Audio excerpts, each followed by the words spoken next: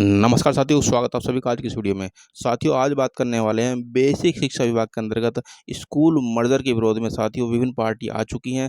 Congress party, भारतीय Bahujan Samaj party और इसके अलावा साथियों समाजवादी पार्टी, आम आदमी पार्टी, जितनी भी विपक्षी पार्टी हैं वह सब विरोध में आ चुकी हैं। सभी के द्वारा आंदोलन किया जा रहा है स्कूल मर्जर के विरोध में। इसके अलावा साथियों जो हाई कोर्ट है उसमें भी याचिका डाली गई है। 51 बच्चों को पैटिशनर बना करके जो है और उनके अभिभावकों के माध्यम से जो याचिका डाली है उसमें आज क्या रहा उसकी भी बात करने वाले हैं। इसके अलावा साथियों जीआईसी भर्ती के संदर्भ में महत्वपूर्ण सूचना हमें मिली है, वह सूचना क्या है उसके बारे में साथियों इस वीडियो में बात करने वाले हैं। इसके अलावा साथियों सचिव महोदय के माध्यम से एवं महानिदेशक महोदय के माध्यम से भी प्रमुख जो आदेश आए हैं वह उन सभी की डिटेल में हम साथियों इस वीडियो में बात करने वाले हैं। चैनल को सब्सक्राइब कर लीजिएगा, इस वीडियो को साथ अपने साथियों के साथ अपने मित्रों के साथ जरूर शेयर कीजिएगा और साथियों बेल आइकन का बटन भी दबा लीजिएगा साथियों, जिससे कि मेरी आने वाली वीडियो का नोटिफिकेशन आपको समय समय पर साथियों मिलता रहे। तो चलिए साथियों वीडियो शुरू करते हैं। साथियों, स्कूल को विलय के विरोध में दूसरे दिन भी कांग्रेस सरकार जो है वो गरजी।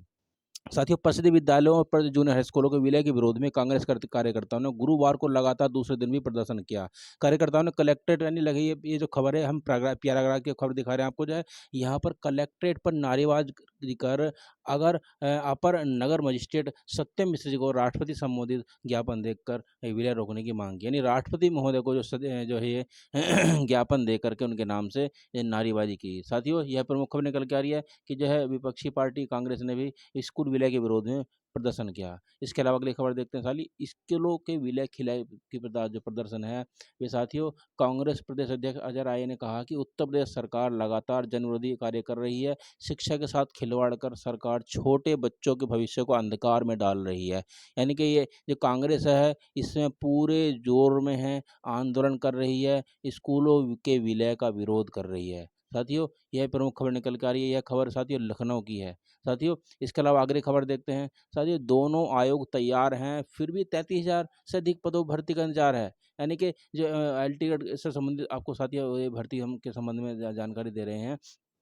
जो उत्तर प्रदेश लोक सेवा आयोग है और उत्तर प्रदेश शिक्षा सेवा चयन आयोग शिक्षक भर्ती के लिए इस समय बिल्कुल तैयार है, लेकिन माध्यमिक शिक्षा विभाग से दोनों आयोग को सहयोग न मिलने के कारण 33,000 से अधिक पदों पर भर्तियां साथियों फंसी हुई है। उत्तर प्रदेश लोक सेवा आयोग को राजकीय माध्यमिक विद्यालय जो राजकीय यानी एलटी ग्रेड के जो विद्यालय हैं और उत्तर प्रदेश शिक्षा सेवा चयन आयोग को अशासकीय माध्यमिक विद्यालयों में सहायक अध्यापक व प्रवक्ता के पदों पर भर्ती करनी है।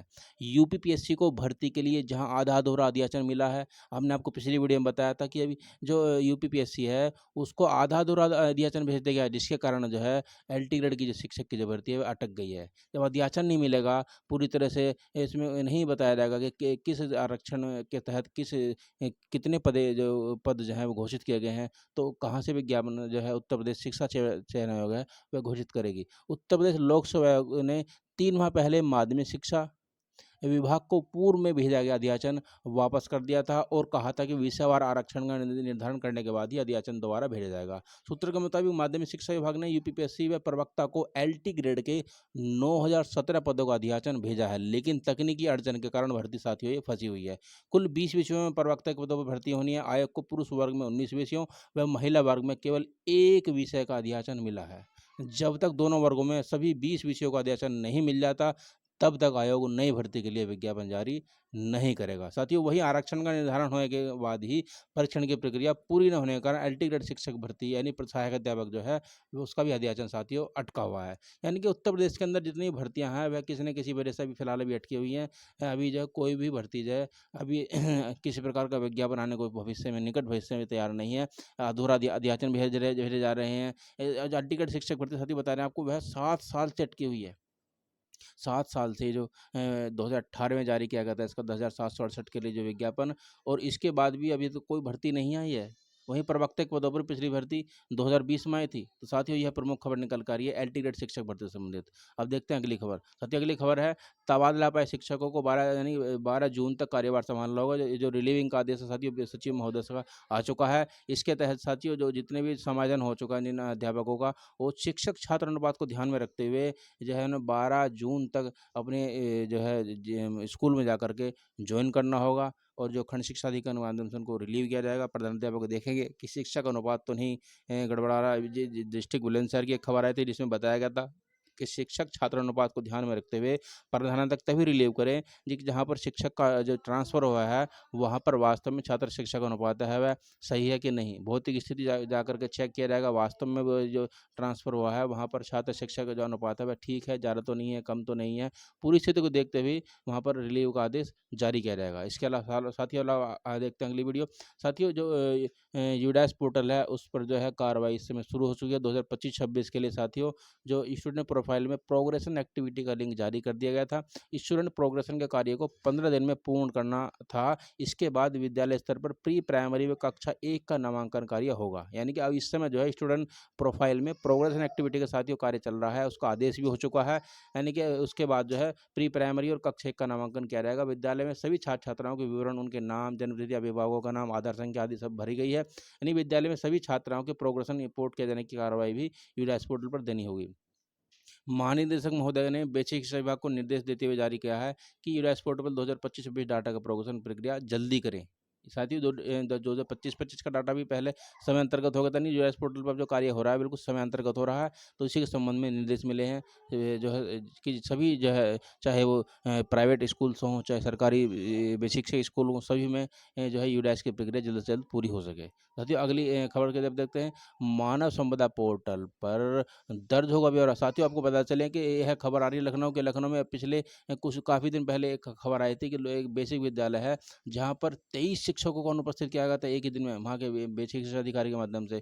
तो उनका जो है उस दिन की अनुपस्थिति के दिन का मेडिकल अवकाश मंजूर नहीं होगा ऐसा कहा जा रहा है, बल्कि मानव संपदा पोर्टल पर उसका रिकॉर्ड दर्ज किया जाएगा। इसके साथ ही जिन स्कूलों में शिक्षकों की जरूरत है वहाँ उतरावा के शिक्षक भेजे जाएंगे। यानी कि यहाँ पर जो शिक्षक हैं वह बहुत ज़्यादा हैं। प्राथमिक विद्यालय जो अन्य विद्यालय है उनका जिक्र करते हुए बताया गया कि अन्य विद्यालय हैं जहाँ पर शिक्षकों की संख्या कम है उनको वहाँ पर भेजा जाएगा। यहाँ पर छात्र शिक्षक के अनुपात में जो है शिक्षकों की संख्या यानी कि एक ही विद्यालय में 23 शिक्षक उस समय अनुपस्थित मिले थे। इसमें समायोजन में एक खबर निकल गया, समायोजन में हटाए जाएंगे मोहनलालगंज के बेसिक विद्यालयों के उत्तरावा के शिक्षक। शुरू होगी शैक्षिक गुणवत्ता की परख, यानी कि वहाँ पर शैक्षिक गुणवत्ता की परख भी होगी साथियों। यह प्रमुख खबर निकल के आ रही है। इसके अलावा साथियों अगली खबर की तरफ बढ़ते हैं। अगली खबर में साथियों बिना मान्यता वाले स्कूलों के खिलाफ चलेगा अभियान। जो बिना मान्यता वाले स्कूल हैं उनके खिलाफ अभियान चलाया जाएगा और उनको तालाबंदी की जाएगी, उन पर ताला लगाया जाएगा। इन बिंदुओं पर प्रमुख जांच होगी विद्यालय की मान्यता कब और किस संस्था से हुई है, यदि शाखा है तो उसकी पृथक मान्यता प्राप्त है या नहीं, मान्यता और संस्था का नवीनीकरण किया गया अथवा नहीं, अग्निशमन विभाग द्वारा जो अग्निशमन के द्वारा जो सिर्फ फायर सिलेंडर मिलते हैं वह उसकी वैधता वास्तव में वहाँ पर है नहीं। बच्चों की सुरक्षा मानकों की स्थिति की जाँच की जाएगी और स्कूल भवन का भी साथियों निरीक्षण किया जाएगा, उसकी संरचना में स्थिति देखी जाएगी। यह प्रमुख रूप से जो है लखनऊ की खबर निकल कर आ रही है। यहाँ बीएसए स्तर से खंड शिक्षा अधिकारियों को जिम्मेदारी दी गई है कि वह जो पूरा अभियान चला करके जो बिना मान्यता वाले स्कूलों पर ताला लगाए, जो नियम के विरुद्ध चल रहे हैं उन पर कार्रवाई की जाए। साथियों इसके अलावा अगली खबर की तरफ देखते हैं। अगली खबर में साथियों प्रमुख खबर निकल कर आ रही है कि जो ग्राम विकास अधिकारी बनने के लिए जो ग्राम विकास अधिकारी की तैयारी कर रहे हैं ये बहुत ही अच्छा पद होता है। इसके लिए अब इंटरमीडिएट के साथ साथ ट्रिपल सी कोर्स अनिवार्य होगा। यानी कि जो इसकी तैयारी कर रहे हैं उन सभी लोग को जो है अवगत करा दें कि ट्रिपल सी कोर्स होना अनिवार्य है ग्राम विकास अधिकारी के पद के लिए। कैबिनेट ने सेवा नियमावली 2025 को मंजूरी दे दी है। पुरानी नियमावली जो है वो समाप्त कर दी गई है। इनमें इसमें जो प्रस्तावन पर पास हुआ है कि Uttar Pradesh state construction and infrastructure development ने सीधी भर्ती के समूह श्रेणी के पदों पर भर्ती लोक सेवा आयोग द्वारा की जाएगी। यानी कि यह विभाग है Uttar Pradesh state construction and infrastructure development corporation सिड का में जो है सीधी भर्ती से होगी। इसके अलावा जिलों में गृह विभाग के निष्प्रयोज्य स्क्रैप यानी वाहनों की जगह अब 345 नए वाहनों की खरीद का प्रस्ताव मंजूर किया जाएगा। यानी जो वाहन चल रहे हैं गृह विभाग में उनको बदला जाएगा, उनके स्थान पर नए जो है वाहन लिए जाएंगे। साथियों मुजफ्फरनगर मेरठ गाजियाबाद में चौधरी चरण सिंह कांवड़ मार्ग के नवीनीकरण कार्य की पुनरीक्षित प्रशासकीय एवं वित्तीय स्वीकृति की जाएगी। यानी कि कैबिनेट में जो कल कैबिनेट में जो प्रस्ताव मंजूर है वो यह मंजूर है। लेकिन विशेष रूप से जो खबर निकल के आ रही है ग्राम विकास अधिकारी के लिए उसमें साथियों इंटरमीडिएट के साथ में ट्रिपल सी का कोर्स होना बहुत ही अनिवार्य है।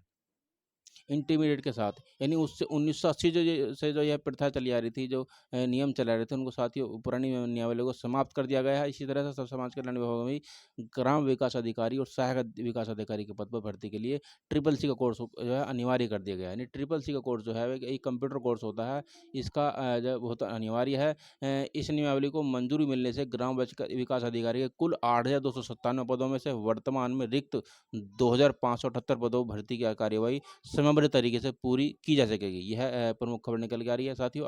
अब अगली खबर की तरफ बढ़ते हैं। अगली खबर में साथियों मुख्य खबर जो बता रहे हैं आपको, इसमें साथियों बिना मान्यता वाले स्कूलों पर हमने आपको बताया कि बिना मान्यता वाले स्कूलों पर जो है कार्रवाई की जाएगी। साथियों, ये प्रमुख खबरें थी आज की। इन खबरों में साथियों जो भी आपको सटीक जानकारी है मेरे चैनल से आपको माध्यम से समय-समय मिलती रहेगी। चैनल को सब्सक्राइब कर लीजिएगा और बेल आइकन का बटन दबा लीजिएगा, और मेरा एक टेलीग्राम चैनल है उसको भी साथियों जॉइन कर लीजिएगा, ताकि जो भी मुख्य बिंदु हैं, जो भी समाचार है आपको हम आपको अपने चैनल के माध्यम से साथियों बताते रहते हैं। तो साथियों मिलते हैं अगले वीडियो में, तब तक के लिए आपका सादर नमस्कार।